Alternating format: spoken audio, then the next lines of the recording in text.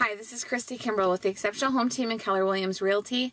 I've had a fun client this week. However, what they're running into is, should you look outside of your price point? If their comfort level, or if your comfort level is $320 for a house payment, should you look up to $350? I kind of say no. If you look up to $350, you're likely to find a house that should be $380 and is at $350, and then you go to make an offer and the seller's not willing to budge. They know they've already reduced their house to a price that is going to get it sold. They're serious about selling it, and so they aren't going to be willing to flex down to your number. If you're looking at those houses at $350 that should be lower, you're also going to have to counteract the fact that the seller's brain isn't ready to go there, or they would have priced it closer to a realistic number.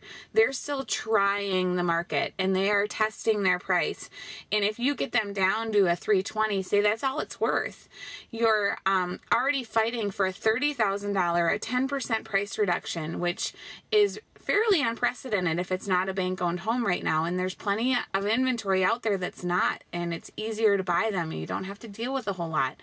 But you're already battling to get them down to, a current selling price where other homes are selling at, and then in order to feel like you got a good value, you've got to get them even further. So you end up paying almost retail, if you will, for this market.